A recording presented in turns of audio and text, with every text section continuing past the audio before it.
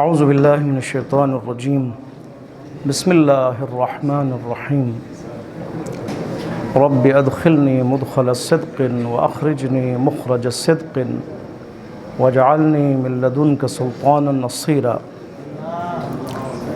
رب اشرح لی صدری ویسر لی امری واحلل عقدۃ من لسانی یفقهوا قولی اما بعد قال امیر المؤمنین علی بن ابی طالب علیہ الصلاۃ والسلام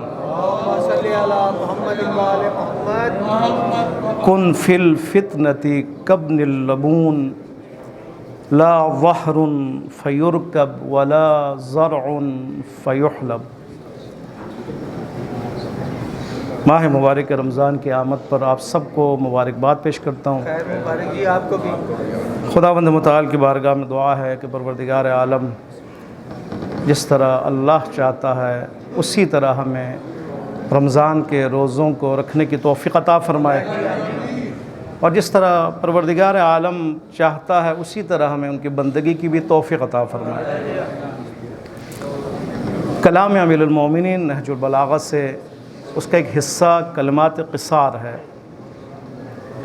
اس کا ایک حصہ خطبات پر مشتمل ہے اور ایک آپ کے خطوط پر مشتمل ہے، اور ایک بڑا حصہ آپ کے ان کلمات پر مشتمل ہے کہ جو مختصر ہے اور سید رضی نے ان کو جمع کیا ہمارے لیے۔ خدا ان پر اپنی رحمتیں نازل کرے انشاءاللہ۔ بہت ہی اہم انشاءاللہ اسی سلسلے کو آگے چلاتے ہوئے پہلے کلمات قصار جس کو آج عنوان قرار دیا، اسی طرح ہم ترتیب سے انشاءاللہ آگے جائیں گے۔ اور امام علیہ السلام کے یہ جو کلمات ہیں وہ یقیناً تفسیر قرآن بھی ہے، قرآن کی تفسیر بھی ہے، اور ایک عنوان جو قرآن نے بیان فرمایا وہ فتنہ ہے، فتنہ جس کو عام طور پر امتحان کا معنی لیا جاتا ہے، خدا کی طرف سے آنے والے امتحانات۔ فتنے کا لفظ فتن سے نکلا ہے، فتن، فتنہ سے۔ فتنہ کا جو لغوی اور ڈکشنری میں جو معنی ہے وہ سونے کو آگ کی بھٹی میں اس طرح حرارت دینا، اس طرح جلانا، اس کی تپش میں اس طرح رکھنا کہ وہ سونا جلے اور پگھلے، اور اس کے بعد سونا اپنی اصلی حالت میں آ جائے۔ اس کو کہتے ہیں فتن، فتنت الفضہ، یعنی سونا فتنے کا شکار ہوا، یعنی سونا اپنے اصلی اور خالص حالت میں نمایاں ہوا۔ یہ اس کا لغوی معنی ہے فتنے کا، جو فتن سے یا فتنہ سے آیا ہے، سونے کے لیے استعمال ہوا ہے۔ سونے کو خالص حالت میں لانے کے لیے اس کو پگھلایا جاتا ہے ہزاروں سینٹی گریڈ کے اس تپش میں کہ وہ پگھلتا ہے، اور پگھلنے کے بعد خالص ہو جاتا ہے۔ پھر اس کا یہی معنی لغوی پھر استعمال ہوا اصطلاحی معنی میں، فتنے کے اس معنی میں جس کو امتحان الہی کہا جاتا ہے، وہاں پہ بھی یہ ہوتا ہے۔ یعنی خداوند متعال اپنے امتحانات کے ذریعے مومن کو امتحانات کے اس حرارت میں، اس کی تپش میں، اس مشکل میں، اس سختی میں ڈال کر اس انسان کو سونا بنانا چاہتا ہے، قابل بنانا چاہتا ہے، قیمتی بنانا چاہتا ہے۔ ورنہ انسان کے لیے اگر امتحان نہ ہو تو کچھ بھی نہیں ہے۔ اگر آپ ایک بچے کو اسکول میں، کالج میں، یونیورسٹی میں داخل کریں اور یہ شرط لگا لیں بچے کو تو داخل کروں لیکن اس کو علمی بنانا ہے، علمی صلاحیت اس کی اجاگر کرنی ہے، آگے بڑھانا ہے، لیکن اس کے امتحان نہیں لینا، کیا جواب آئے گا؟ یہ کیسے ہو سکتا ہے کہ اس کی علمی صلاحیت بڑھے اور وہ بھی امتحان کے بغیر؟ کیسے ہو سکتا ہے؟ آپ کیسے جان سکتے ہیں؟ کیسے اس کو پہچان سکتے ہیں؟ اس کی قابلیت کو کیسے آپ سمجھ سکتے ہیں امتحان کے بغیر؟ سمجھ سکتے ہیں آپ؟ بتائیں آپ۔ نہیں ہوتا۔ وہ کہیں گے کون سے احمقانہ آپ نے بات کی ہے کہ بچے کو آپ علمی میدان میں لانا چاہ رہے ہیں اور اس کو قابل بھی بنانا چاہ رہے ہیں، اس کو ڈاکٹر، انجینئر، پتہ نہیں پی ایچ ڈی، کچھ بھی آپ سائنٹسٹ بنانا چاہ رہے ہیں، لیکن آپ کی شرط یہ کہ اس کا امتحان نہیں لینا۔ یہ کیسے ہو سکتا ہے؟ امتحان کے بغیر، جانچے بغیر، اس کی صلاحیت کو دیکھے بغیر، اس کی کمزوریوں کو دور کیے بغیر کیسے وہ ایک عالم بن سکتا ہے؟ مشکل ہے، بہت ہے، ناممکن ہے۔ اس لیے امتحان خداوند متعال نے اس لیے قرار دیا اس کی صلاحیت جو ہے وہ اجاگر ہو، ابھارے پروردگار عالم۔ اس سونے کی طرح، سونے کو پگھلایا اس لیے جاتا ہے کہ وہ جو سونا پہاڑ کے نیچے سے یا زمین کے نیچے سے جو سونا ایک ناخالص حالت میں وہ ملتا ہے، اس کی ٹکی ملتی ہے، اس کو پتھر کی صورت میں وہ ملتا ہے، مکسنگ ہوتی ہے اس کے اندر، مٹی ہے اس کے اندر، پیتل ہے، باقی دھات ہیں، باقی چیزیں ہیں، مختلف تیل ہیں، اس کے اندر جو ہے اس کے اثرات ہیں، اس کو ختم کیا جاتا ہے. یعنی پگھلانے کے بعد اس سونے سے جو زائد اشیاء ہے، اس کے زائد اضافات ہیں، اضافی چیزیں ہیں جو سونا نہیں ہے، جو سونے کی شکل کو بگاڑ رہی ہیں، وہ چیزیں ان کو الگ کیا جاتا ہے. خداوند متعال امتحان کے ذریعے سے، فتنے کے ذریعے سے انسان کے اندر بھی اس کی جو اضافی چیزیں جو انسانیت کے لیے مضر ہے اس کو الگ کرتا ہے، الگ فرماتا ہے. امتحان میں ڈال کر انسان کی کمزوریوں کو اس کے سامنے برملا فرماتا ہے. امتحان میں ڈال کر پروردگار عالم اس کے لیے انسانیت کی جو مضر عادتیں اس کو دور کرواتا ہے. اس انسان کو اپنی صلاحیت جو ہے وہ منواتا ہے کہ انسان کے اندر کتنی صلاحیت موجود ہے، اس کے اندر جو کمزوری ہیں اس کمزوریوں کو دور فرماتا ہے. آپ امتحان کے ذریعے، بچہ امتحان کے ذریعے پتہ چلے گا نا اس کو میری کیا ایبیلٹی ہے، میری کیا حیثیت ہے، کون سے چیپٹر مجھے آتے ہیں، کون سے نہیں آتے، آیا میں قابل ہوں یا نہیں ہوں، اس کو پتہ چلے گا. امتحان اس سوالات کے ذریعے پتہ چلے گا، اس نمبر کے ذریعے پتہ چلے گا، ٹیچر کے اس نظر کے ذریعے اس کو پتہ چلے گا. اس کا مطلب ہے امتحان کیا ہے، یہ اعتراض ختم ہو جائے گا کہ اگر ہم کہیں امتحان خدا کیوں لیتا ہے، کیوں امتحان ضروری. امتحان کے لیے جو اعتراض یا ذہن میں جو سوال آتا ہے وہ ختم ہونا چاہیے. بھی امتحان کی کیا ضرورت ہے، خدا کیوں امتحان لیتا ہے، ہمارے لیے امتحان لیتا ہے، ہمیں خالص بنانے کے لیے امتحان لیتا ہے، ہمیں انسان بنانے کے لیے امتحان لیتا ہے، ہمیں پروان چڑھانے کے لیے پروردگار الگ امتحان لیتا ہے. لہٰذا امتحان ضروری ہے. یہ ہو گیا مسئلہ حل. امتحان ضروری ہے، ہر جگہ پہ، ہر معاملات میں ضروری ہے. اور پروردگار عالم نے بھی اسی سنت امتحان کو حتمی قرار دیا قرآن میں. ٹھیک ہے، سنن الہی میں سے ایک سنت کیا ہے، امتحان الہی ہے بندوں کے لیے. سنن الہی یعنی پروردگار عالم کے ربوبیت کے تقاضے کے مطابق پروردگار عالم تربیت اس کے ہاتھ میں نا، ذات باری تعالیٰ کے ہاتھ میں، وہ تربیت فرماتا ہے. ہماری کوئی مجال ہے، ہماری تو ضعف اور ہماری کمزوری کے آپ کو خود پتہ ہے، احساس ہے کتنے کمزور ہے. وہ خدا ہدایت فرماتا ہے، وہ خدا ہمیں توفیق عطا فرماتے ہیں، ہمارے زبان سے ذکر ادا ہوتا ہے، اس کا نام جاری ہوتا ہے. وہ پروردگار عالم اس کے ذمہ ہے تربیت حقیقی. لہٰذا ربوبیت کے مطابق وہ پروردگار عالم امتحان لیتا ہے. یہ امتحان ضروری ہے اس کے لیے.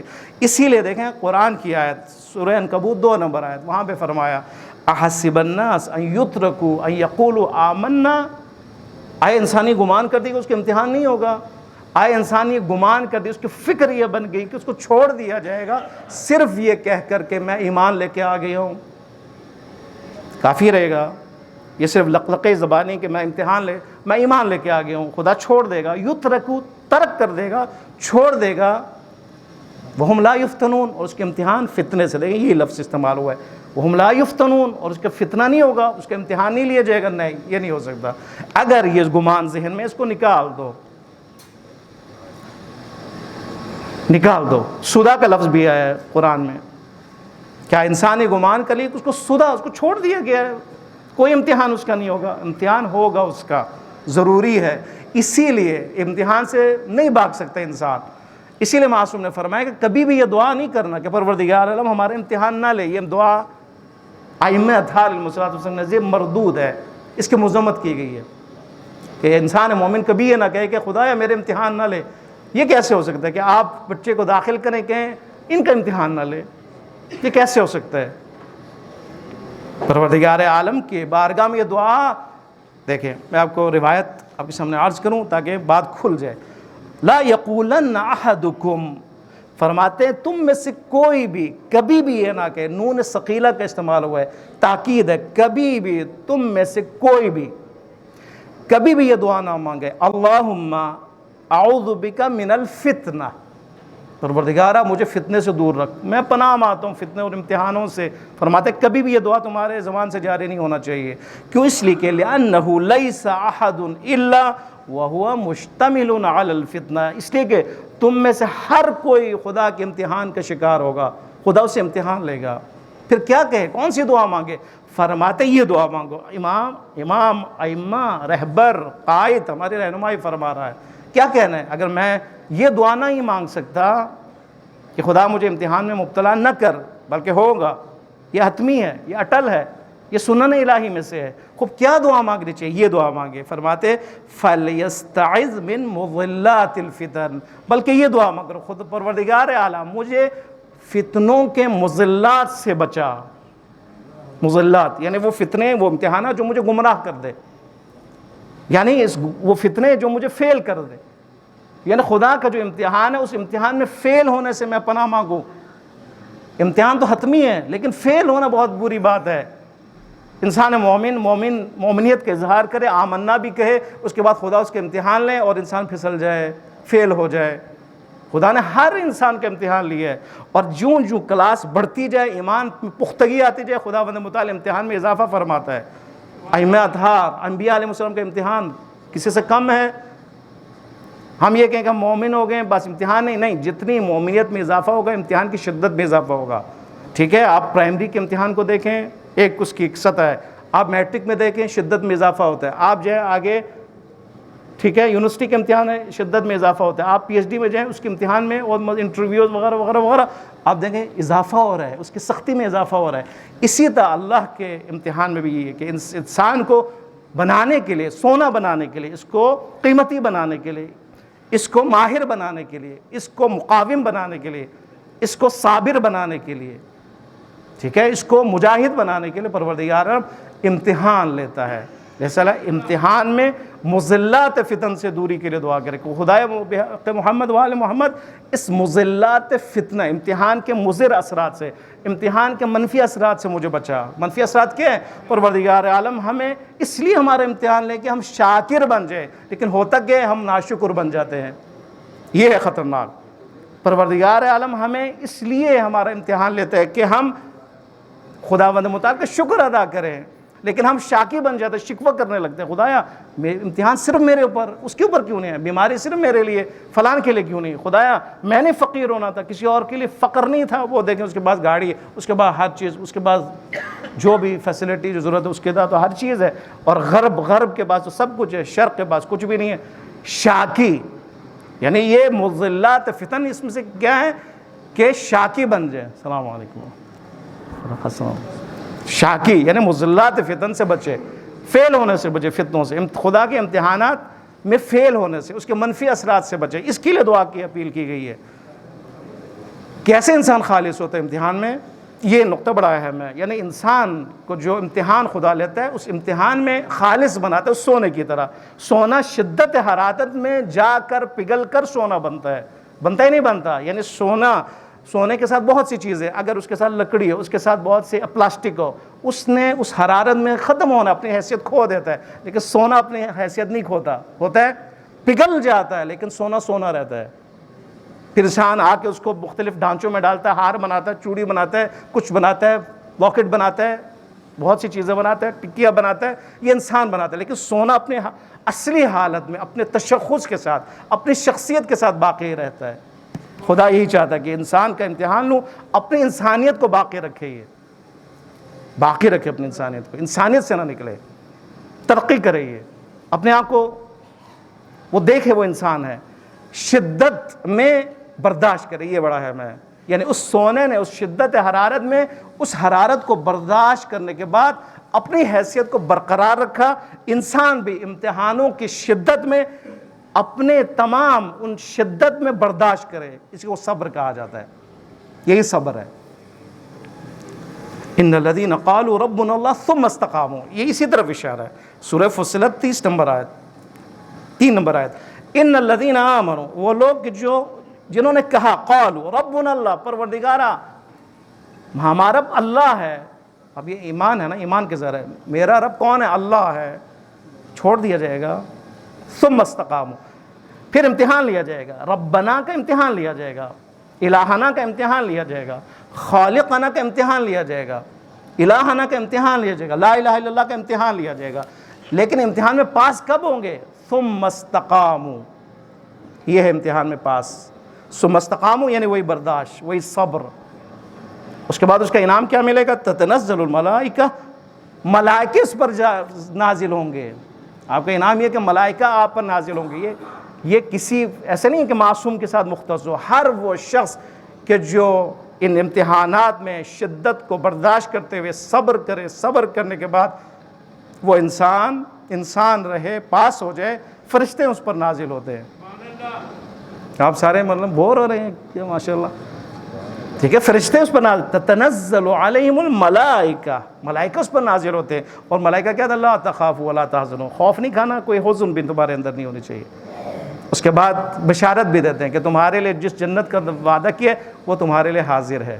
یہ کس لیے؟ اسی لیے اس حرارت و شدت امتحان میں وہ پاس ہوا ہے۔ مولا جو فرماتے ہیں آخری الفاظ، کن فی الفتنۃ کابن اللبون، فرماتے ہیں فتنے میں، ایک فتنہ کیا ہے؟ ایک فتنہ ایسا ماحول کا بننا ہے، اخلاقی طور پر بگڑ جاتا ہے ماحول، نفاق کا ماحول بن جاتا ہے، دشمن اس فتنے کو برپا کرتا ہے۔ اس فتنے میں بھی اس انسان کا امتحان ہے، لیکن کون سا امتحان ہے؟ اس کے بصیرت کا امتحان ہے، بصیرت کا امتحان ہے۔ یعنی فتنے میں آپ کی بصیرت کا امتحان ہوگا، اگر بابصیر ہو، باشعور ہو یا نہیں، یا دشمن کے ہاتھوں میں کھلتے ہو، کھلونا بنتے ہو۔ فرماتے ہیں فتنے میں ابن لبون بن جاؤ، لبون یعنی دودھ، لبن دودھ کو کہا جاتا ہے، یعنی وہ اونٹنی کہ جس کے تھن میں دودھ ہے، یعنی وہ ماں ہے، بار بار بچہ جنتی ہے، اس کا بچہ جو ابھی 2 سال مکمل یا تیسرے سال میں داخل ہو گیا ہے، وہ بچہ جو داخل ہوا ہے اس کی طرح بن جاؤ جب فتنہ ہو، جب دشمن فتنہ برپا کرے۔ فتنے سے مراد یعنی ایسا ماحول بنائے کہ نہ باطل اور حق کے درمیان میں پتہ نہیں چلا کون باطل ہے کون حق ہے، وہاں پہ ابن لبون بن جاؤ۔ یہ انسان کا وہاں پہ امتحان ہے۔ ایسا نہ ہو کہ تم کوئی خرید لے، تم خریدے جاؤ، کوئی خوف میں مبتلا کرے، تم خوف میں مبتلا ہو جاؤ۔ اگر وہاں پر حق تمہیں معلوم ہے، حق کے لیے اٹھ جاؤ، حق کی حمایت کرو، جان دے دو۔ لیکن جہاں پر حق کا پتہ نہیں ہے، یہ بھی باطل، پتہ یہ باطل ہے، اور اس نے حق کا لباس پہنا ہوا، جس طرح بنو امیہ اور بنو عباس، ٹھیک ہے، یہ دونوں کا ٹکراؤ ہوا۔ ابو مسلم خراسانی، اس نے جہاد کا اعلان کیا، علم جہاد بلند کیا، ٹھیک ہے، اپنے آپ کو شیعہ کہلوانے لگا۔ اس نے امام جعفر صادق علیہ الصلوۃ والسلام کو خط لکھا، خط لکھنے میں خط میں کہا کہ اے مولا، آپ کے لیے ہم حاضر ہیں، یہ جو جہاد ہے آپ کے لیے، آپ کہیں تو آپ کی حمایت کریں گے، امامت آپ کے حوالے، حکومت آپ کے حوالے کر دیں گے۔ امام نے رد کیا۔ یہ ہے ابن لبون نے رد کیا ہے، اس لیے کہ مولا کو پتہ ہے کہ بنو امیہ بھی یہ باطل، بنو امیہ بھی باطل ہیں، بنو عباس بھی باطل ہے۔ یہ جو پرچم اٹھائے نا، یہ پرچم دھوکہ ہے اصل میں خود، یعنی ایک باطل پہلے موجود تھا، ایک باطل نے حق کا لباس پہن کے دوبارہ باطل کے لیے وہ جہاد کر رہا ہے، اس لیے مولا نے اس کو رد کیا۔ مولا فرماتے اس طرح ہو جاؤ، یعنی ہر خدائی امتحان میں بھی جو خدا ڈالے اس میں بھی تم نے پاس ہونا ہے، اس شدت کو برداشت کرنا ہے، اور اگر ماحول دشمن کوئی فتنہ تمہارے بلپا کرے تو وہاں پہ بھی بصیرت کا مظاہرہ کرنا ہے۔ وہاں پہ تمہارا امتحان کیا ہے؟ بصیرت اور شعور ہے، اور خبردار وہاں پہ دشمن کے ہاتھ کا کھلونا نہیں بننا۔ انشاءاللہ پروردگار عالم ہم سب کو امیر المومنین علیہ الصلوۃ والسلام کے اقوال کو سمجھنے کی توفیق عطا فرمائے۔